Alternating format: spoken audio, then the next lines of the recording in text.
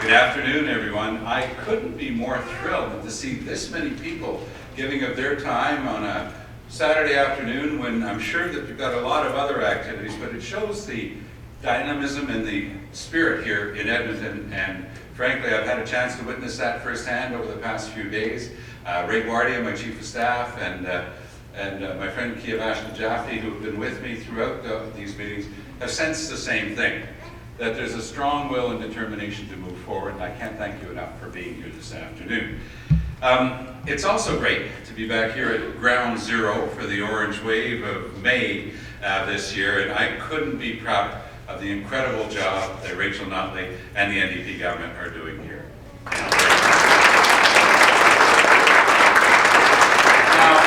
I'm not going to try to say it any other way. I would have preferred to be here under more auspicious circumstances with regard to the federal NDP team.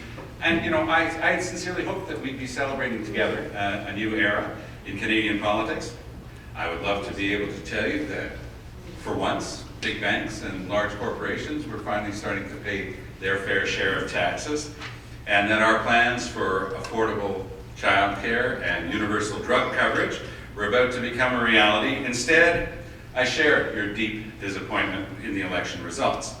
That's why I've held numerous unvarnished debrief sessions across the country, including several here in Alberta, both in Calgary, and I got a chance to see today some of the people who had driven in were at that Calgary debrief, and of course here in Edmonton. We've held several over the past couple of days. And I know that we made mistakes that cost us victory in October, and for that, I take personal responsibility. We lost too many brilliant, hardworking MPs and staff, and of course, as you all know, we missed opportunities to grow here in Alberta. Now, it's my job and it's my duty to you to learn from those mistakes and apply these lessons that we've learned going forward together. Sitting on the sidelines is not an option. It's not an option for the NDP, and frankly, if you know me, it's never been an option for me in my life. Since my early teens, I've been involved in social action, helping those most in need, like you. My political involvement seeks to do two things: reduce inequality in our society and create opportunity. 3.5 million Canadians did vote for the NDP because they knew we'd be there for them. We can't take our eyes off the ball. Catherine and I have had the privilege of traveling this great country of ours from coast to coast to coast. And you know, these travels have renewed my profound belief that Canadians are a fundamentally good and optimistic bunch. Yet wherever I go, I talk to families who work hard, families who do everything right, but feel that the deck is simply stacked against them. It's not hard to understand why. Over the past 30 years, workers have helped to grow the economy by 50%. But those same workers have seen wages stagnate and retirement security virtually disappear. When I was campaigning at an A&W in the by-election in Calgary last week, a man named Sully asked me a brutally frank question. Why, after a lifetime of work, am I poor? His wife had passed away last fall, and he was trying to live on just over $1,000 a month. It breaks my heart that the help he deserves is not there. We know that Canadians are living in an economy where the deck is stacked, where CEOs make 200 times the salary of their average worker, and where the top rung of the 100 wealthiest Canadians actually control more wealth than the bottom rung of 10 million Canadians, where banks make record $35 billion profits and hand $12.5 billion in bonuses to their executives, while at the same time eliminating thousands and thousands of good-paying Canadian jobs. Where a wealthy CEO can use stock option tax loopholes to avoid paying their fair share of taxes, and we still have 1 million kids in Canada going to school hungry every morning. Where the middle class is getting hollowed out as good-paying jobs are replaced with temporary, part-time, and precarious work. where too many families are struggling just to get ahead, and the most vulnerable are struggling just to get by. These are the people we're fighting for. Mes amis, la dette moyenne des familles a atteint des niveaux records. Il y a aujourd'hui un quart de million de plus de chômeurs qu'avant la récession de 2008. Ça fait beaucoup trop de monde sans emploi, ça. Et les emplois qui sont créés ces temps-ci sont trop souvent à temps partiel et à titre précaire. La CIBC nous apprenait d'ailleurs dans une étude récente que la qualité des emplois aujourd'hui est à son plus bas niveau depuis une génération. Pendant ce temps, les financiers, tout comme les grandes entreprises, continuent de s'en mettre plein les poches. My friends, Rachel Notley's truly progressive government here in Alberta reminds us why we want to win.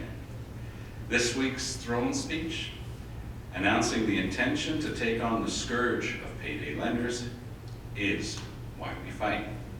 Federally, it's for the call center and airport workers I met in Toronto who put in their full 40 hours a week, but still live in poverty because there's still no federal minimum wage. We want to win, so their hard work is finally rewarded with a fair pay. It's for the woman I met in Saskatoon who survived sexual violence only to be denied a shelter when she needed it most. We want to win, so that she's never again turned away in her moment of need.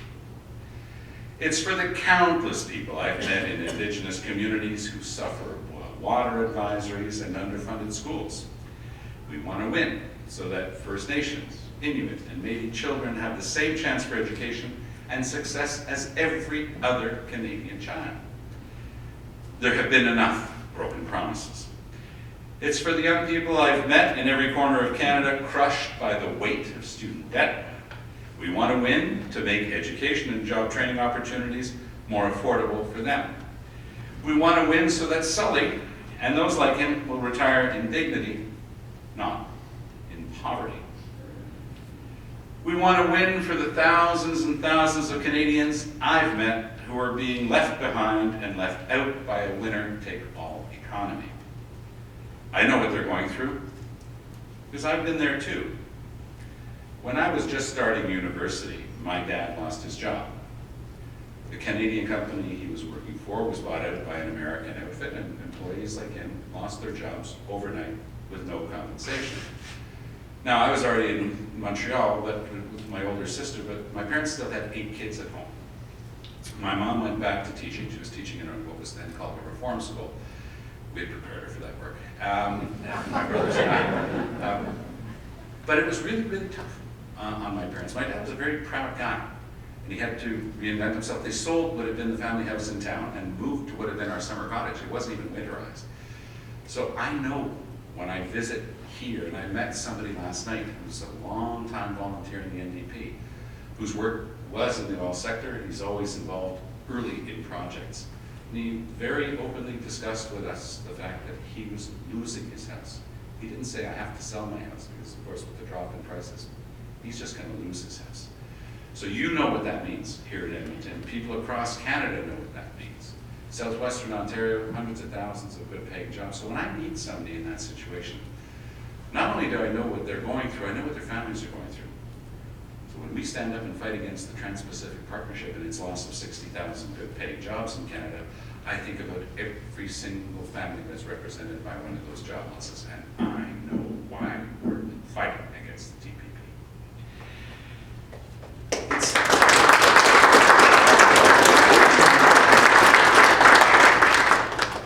You know, I learned then, when I was a student, that we need the economy to work for everyone and not just for the wealthy. So when I'm here in Alberta, meeting with those families, you know and I know why we continue the battle. These challenges, frankly, keep me up at night sometimes, but you know what? That would stimulate me to keep going in the morning. What sets New Democrats apart and what drives me each and every day is the understanding that government is there to reduce inequality, not to make it worse. And like some who call themselves progressives, we know it's not enough to say everyone has the same chance at success. Not in a game that's so clearly rigged against everyday Canadians and the most vulnerable. And we know it's certainly not enough to call yourself a progressive and then campaign against universal affordable childcare and a $15 an hour federal minimum wage. But this is the new Liberal government we face in Ottawa. We predicted it. If they got in, they would have done the typical Liberal thing. During the campaign, flash left, once elected, turn right, causes accidents. A party that ran on change but is increasingly breaking those promises, missing opportunities and leaving families behind.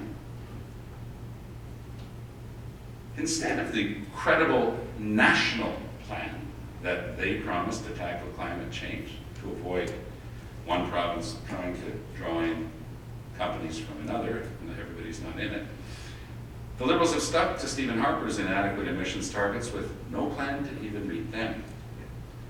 And by the way, when they were in Washington this week, boasting about the plan to deal with methane, they forgot to do one thing that is elementary, which is to give credit where credit is due.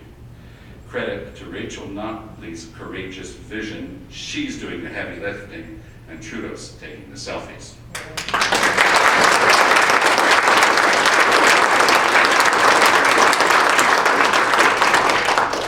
Instead of ending the Conservatives' combat mission in Iraq, they've expanded it by replacing planes in the sky with 3 times as many boots on the ground. We learned this week, once again, that according to General Vance, the Chief of the Defense Staff, that they're allowed to shoot first. I don't know about you, but in any definition I've ever been able to find, when you're on the front lines shooting first, you're in a combat mission. It's pointless to keep trying to deny the obvious. Oh, and by the way, I hope you noticed that it turns out that the F-35, it ain't so canceled after all. So instead of helping families who need it the most, they rush to Ottawa to pass another tax break that disproportionately helps the richest 10%. By giving the largest tax cut to those earning $200,000 a year and absolutely nothing to a family earning $45,000 a year. If you thought that the elderly and mobility reduced were going to see home mail delivery restored, as promised personally by Justin Trudeau, think again. It was one of the first promises that he broke. In the House, when I questioned him about it, he admitted that there might be video recordings of him promising to restore home mail delivery, but that people should have actually gone to the Liberal website to realize that that was not their real plan. That's what he answered in the House. Is there anything more cynical than that? Remember when he used to lament cynicism in Canadian politics? Listen to what he's saying. Sorry, suckers, it's your problem if you didn't go read the fine print and you believed what I was telling you. When Canadians voted for change, I know that that's not what they were voting for. The reality is that the growing income and wage gap we see today is the direct result of choices that have been made for decades. Governing is about choices. We're living with the results of the choices that those Liberal and Conservative governments have made. They've handed tens of billions of dollars in tax giveaways to those who didn't need them. Created hundreds of billions of dollars of what Mark Carney called dead money. There's no longer a fiscal incentive to keep that money flowing into the economy. That's why New Democrats are fighting for tax fairness, asking profitable corporations to pay their fair share so we can invest in priorities like healthcare and childcare. Successive governments have watched women earn only 74 cents for every dollar a man earns in Canada. That's why we're fighting for pay equity, the right for Canadian women to earn equal pay for work of equal value.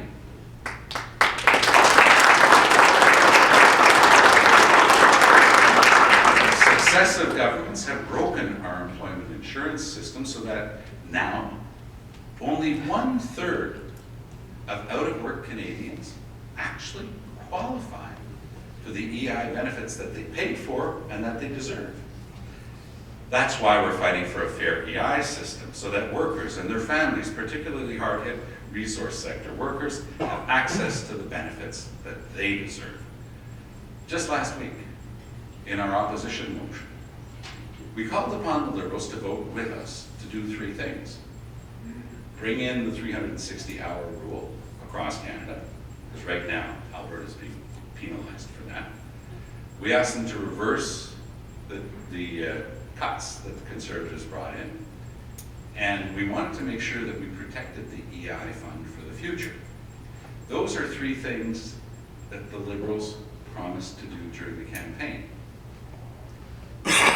I was shocked. It takes a lot to shock me with the Liberals, but I was shocked when they stood up and voted against those three promises, because they were their promises. That's cynical as well. You know, it's why your NDP government is moving in Alberta with a bold plan to protect healthcare, education, and environment while they're growing the economy. That's why we fight. Let me tell you, I couldn't be more proud of the work that Premier Notley and her team are doing to build a fairer, better province. In 2019, we'll stand shoulder to shoulder with you to re-elect the NDP here in Alberta. And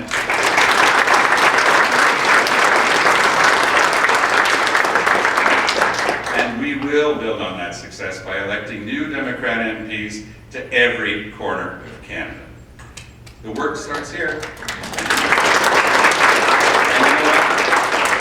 The work starts now. It starts with longtime NDP activists and young people who volunteered for the very first time during the last campaign. Now, while the results were not what we had hoped, our roots, our grassroots, are strong. You helped us knock on more doors, make more phone calls, and raise more money than at any other time in our party's history, and I'm very proud of that.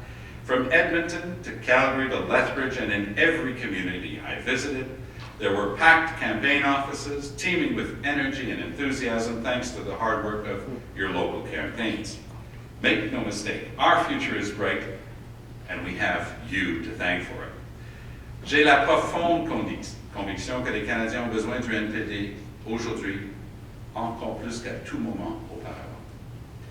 On ne resterait pas les bras croisés pendant que le gouvernement essaie d'en passer des petites vites aux familles qui travaillent à la sueur de leur front.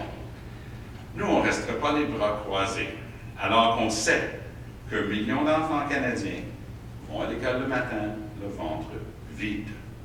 Et on ne resterait pas les bras croisés pendant que notre système de santé se fait démanteler à coups de compression insensée et bascule de façon inquiétante vers la privatisation.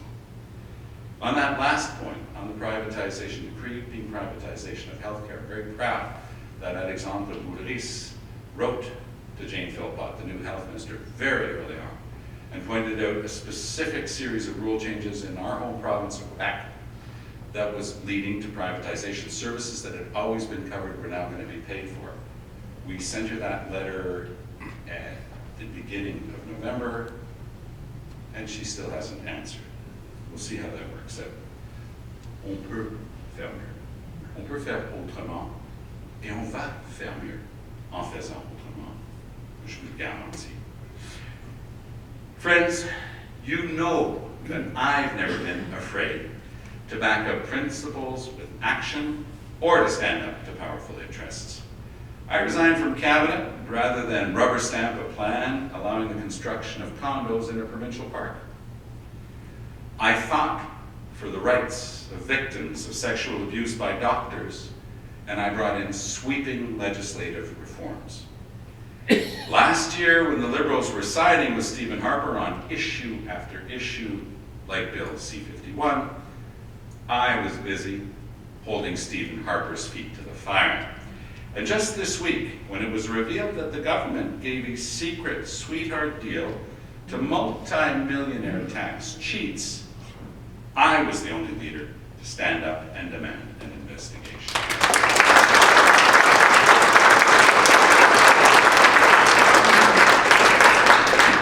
In a Canada where the gap between the rich and everyone else is growing faster and wider than in most of the developed world, I'm convinced that we need a strong NDP now more than ever.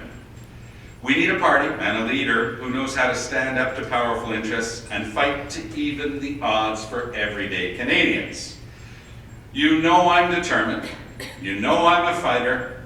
You know I will always stand with you. Stand with me, and I will never stop fighting.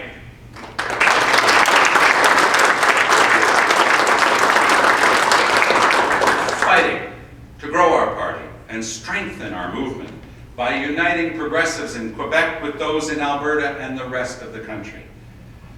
Fighting to build a country that generations of new Democrats in rooms just like this one have dreamed of and organized for.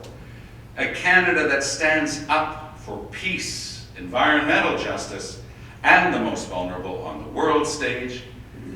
A Canada that's more just, more fair, and more equal here at home. A Canada where everyone belongs, where everyone is valued, and where no one is left behind. Merci, thank you, on continue.